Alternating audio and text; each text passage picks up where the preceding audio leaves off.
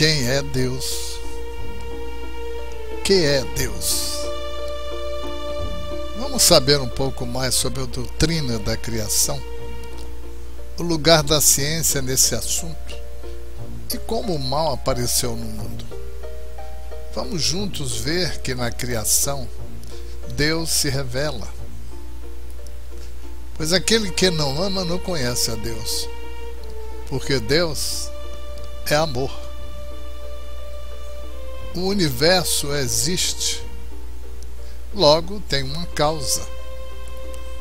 Duvidar da existência de Deus é negar que todo efeito tem uma causa e avançar que o nada pode fazer alguma coisa. Onde pode se encontrar a prova da existência de Deus? Num axioma que aplicais às vossas ciências: não há efeito sem causa. Procurai a causa de tudo que não é obra do homem, e a vossa razão responderá. Pois bem, lançando um olhar em torno de si mesmo, ou em torno sobre as obras da natureza, notando a providência, a sabedoria, a harmonia que presidem a essas obras, reconhece o observador não haver nenhuma que não ultrapasse os limites da mais portentosa inteligência humana. Ora, desde que o homem não as pode produzir, é que elas são o produto de uma inteligência superior à humanidade, a menos se sustente que há efeitos sem causa. Isso consta em A Gênese. Por curiosidade, tenho o desejo de saber sobre a essência de Deus? Veja bem, a essência de Deus é composta de todo o espaço físico do universo, ocupado por uma inteligência do mais alto grau de perfeição, para dar a origem no tempo e no espaço. Todas as formas de energias que se movimentam, desde o átomo com as suas estruturas infinitesimais, dimensões infinitesimais, até todos os corpos celestes que compõem o cosmos, em perfeita harmonia e equilíbrio em seus movimentos, e a pureza de seu sentimento de amor, constituído de piedade, justiça e misericórdia, nos dá a existência da vida, a essência de Deus. Na visão espírita, afirma-se que a prova da existência de Deus resulta de 3 fatores absolutamente incontestáveis. Primeiro, a ideia de Deus no homem em todas as épocas da humanidade. Segundo, a lei de causa e efeito, que mostra a impossibilidade da ocorrência de efeitos inteligentes sem uma causa inteligente. E terceiro, a insuperável estrutura da natureza, nos seus mínimos detalhes, que não pode ser obra do acaso, pois revela a imanência cósmica de uma inteligência superior a qualquer mente humana. A premissa maior é que Deus é perfeito, senão não seria Deus. A premissa menor é que Deus existe baseado na harmonia da obra do universo. Conclusão: logo, Deus é perfeito, é eterno, imutável, imaterial, único, onipotente, justo e infinito. Não há vida, realidade, inteligência senão pela vontade de Deus. Deus é a causa primeira de todas as coisas. Já disse Allan Kardec. Deus não está limitado à humanidade, ao planeta Terra ou à Via Láctea. Deus abrange todas as coisas, todos os seres vivos, inteligentes ou não, encarnados ou desencarnados do universo. Deus se estende pelo cosmos e o mantém o universo organizado e ordenado. É o mesmo Deus cósmico. Para a doutrina espírita, o universo é estruturado. As coisas não ocorrem ao acaso. Em tudo há causalidade, inteligibilidade, significado, padrão. Deus, para o Espiritismo, é a inteligência suprema, causa primeira de todas as coisas. Na teologia das ciências, podemos, em poucas palavras, definir assim: a ciência encontrou Deus. É a isso que o cientista Keller chegou. O teólogo Keller chegou, fazendo-se aqui uma comparação com a medicina, valendo-se do que se chama diagnóstico por exclusão, quando uma doença não preenche os requisitos para as mais diversas enfermidades já conhecidas. Não é por isso que ela deixa de ser uma doença. De volta agora à questão da formação do universo, há perguntas que a ciência não responde, mas o universo está aqui e em nós, e nós nele. Com repercussão do mundo inteiro, o estudo de Keller, a sua coragem de dizer que Deus rege a ciência naquilo que a ciência ainda tateia, abre novos caminhos de pesquisa. Por que as leis da natureza são dessa forma? Pergunta Keller. E Keller incentivou esse tipo de discussão. Afinal, Keller apazigua o filósofo dizendo que a ciência nos dá o conhecimento do mundo e a religião nos dá o significado. Através das leis da física e da filosofia, o pesquisador polonês Michael Heller mostra que Deus existe e ganha um dos mais cobiçados prêmios.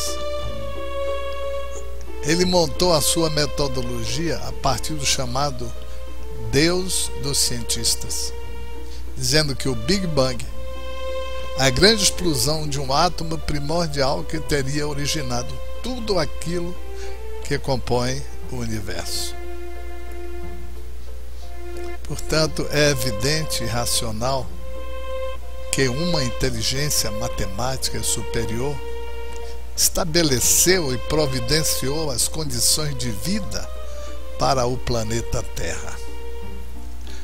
E a essa conclusão chegou também o professor Cressy Morrison, ex-presidente da Academia de Ciências de Nova York, quando publicou o trabalho intitulado 7 razões pelas quais um cientista crê em Deus. Cressy Morrison. Não esqueça o nome do seu livro, 7 razões pelas quais um cientista crê em Deus. Diz o Dr. Morrison que nós ainda estamos no princípio da era científica e cada aumento de luz revela mais claramente o trabalho manual de um cientista brilhante. Temos feito descobertas estupendas e com um espírito de humildade científica e de fé fundamentada no conhecimento, estamos cada vez mais próximos de Deus. Dr. Cress Morrison convida os homens para que meditem apenas em algumas das leis que mantêm o equilíbrio da vida na Terra. Como, por exemplo, a velocidade com que a Terra realiza os seus movimentos de rotação e de translação em volta de si mesma e do Sol. É sabido que a Terra gira em torno do Sol, movimento de translação, com uma velocidade de 107.000 km por hora e gira em torno do seu eixo, movimento de rotação, com a velocidade de cerca de 1.600 km por hora, o que não é um acaso. É uma lei matemática de equilíbrio para sustentar a vida na sua face. Porquanto, diz ele, se por acaso a Terra se movimentasse em sua rotação apenas com a velocidade de 1/10, ou seja, de 160 km por hora, a vida na Terra seria impossível. Isto porque os dias seriam de 120 horas e as noites de 120 horas. Logo, o Sol de 120 horas queimaria toda a vida vegetal e animal e ameaçaria a vida humana. E depois, as 120 horas de sombra, à noite, iriam encarregar-se de destruir pelo frio, através da movimentação dos continentes gelados. Logo, alguma coisa estabeleceu a lei do equilíbrio para que a Terra girasse com tal velocidade. E o Dr. Cress Morrison prossegue, dizendo que quando nos detemos a olhar a atmosfera, basta lembrarmos que ela foi programada e medida, porque se a atmosfera da Terra fosse mais rarefeita de apenas 1 quilômetro, a vida no orbe seria impossível, porquanto se sabe que caem sobre a Terra diariamente cerca de 50 milhões de meteoritos. E que se não fosse por essa atmosfera, que pelo atrito os quebra, os rala e os dissolve, a Terra seria bombardeada 50 milhões de vezes por dia, lavrando incêndios, destruições inomináveis, e a vida na Terra seria, portanto, impossível. Bastava que o fundo do mar fosse mais profundo 3 metros, e a vida seria impossível, porque o oxigênio do ar, bem como o ácido carbônico, seriam absorvidos pelas águas, matando toda forma de vida, quer no seio das águas, quer na superfície lisa, caso a superfície da Terra fosse mais alta em 3 metros. O fenômeno seria oposto e a vida seria consequentemente impossível. E continua o Dr. Cress Morrison. Se por acaso a distância que separa a Lua da Terra não fosse de cerca de 370 mil quilômetros, mas de apenas a distância fosse 70 mil, a vida seria impossível da mesma forma. Por quê? Porque a pressão magnética dos satélites sobre os mares fariam levantar ondas tão altas e terríveis que as marés e pré-marés destruiriam toda a vida na terra, lambendo os picos mais altos do Himalaia. Na mesma ordem de raciocínio, ele diz: se a inclinação do eixo da Terra não fosse 18,24 graus, mas estivesse em uma vertical ou mudasse de posição, a vida seria impossível, porque os gelos dos polos escorreriam pela terra, levando tudo de roldão. Desse modo, asseverou ainda o Dr. Morrison: por essa singela lei e por uma série de outras leis que seria fastidioso enumerá-las, como por exemplo a distância que separa a Terra do Sol, aproximadamente 150 milhões de quilômetros, que dá à Terra uma tépida sensação de calor, não insuficiente nem demasiada para a manutenção da vida, porque o Sol tem uma temperatura superficial de cerca de 6.648 graus centígrados. Assim, se a Terra estivesse mais próxima, seria destruída pelo calor. Se estivesse mais afastada, seria destruída pela falta de calor, dos raios ultravioletas e infravermelhos, dos raios caloríficos, que mantém o equilíbrio metabólico da vida vegetativa. Logo, uma inteligência matemática e superior estabeleceu as condições para a vida na Terra. Não há uma única chance em bilhões para que a vida no nosso planeta fosse o resultado de um acidente. Não obstante, Deus continua sendo o grande anônimo para muitas pessoas, incompreendido, mal interpretado pelos humanos que não conseguem sentir Deus dentro de si mesmo. Será dado ao homem um dia compreender os mistérios da divindade? Eu pergunto.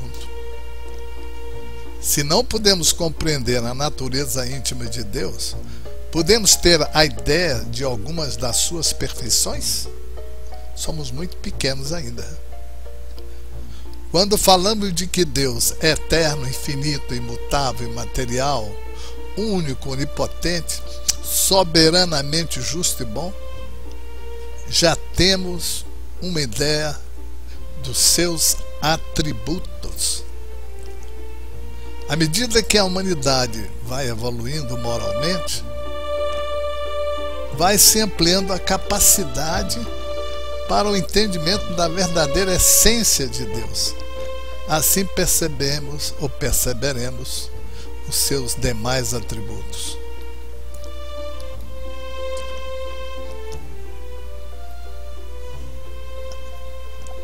Albert Einstein,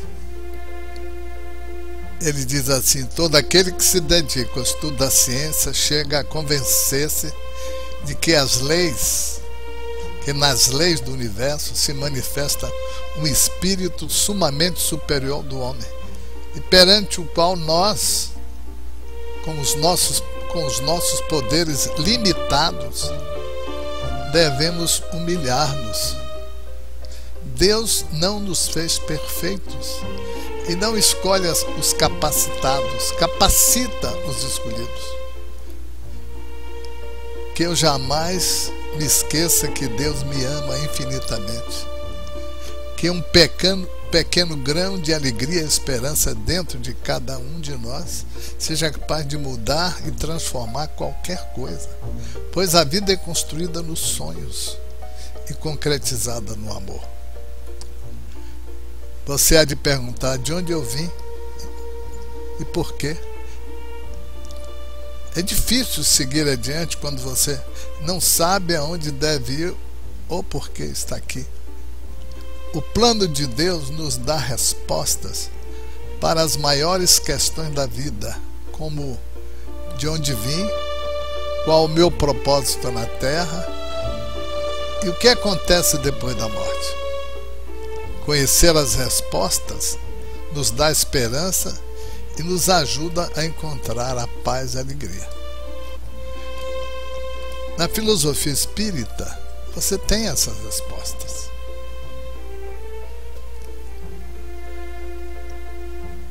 Portanto, ante tantos absurdos que os homens dizem tentando explicar a essência de Deus, Voltaire, o filósofo mais influente do século XVIII, já ironizava: eu creio em Deus, apesar de tudo que me dizem para eu acreditar nele. E Kant, o filósofo da crítica da razão pura, ele proclamava assim: não creio no Deus que os homens criaram, mas no Deus que criou os homens. E ainda Santo Agostinho dizia: quando me perguntam quem é Deus, eu não sei, mas se não me perguntarem, eu sei. Portanto, amigo, se te enches de fé em palavras, em ciência e em provas concretas, absolutas, Deus, em essência, é amor para com todos nós. E com o amor de Deus nos abastecemos todos os dias. Muita paz, muito amor no seu coração.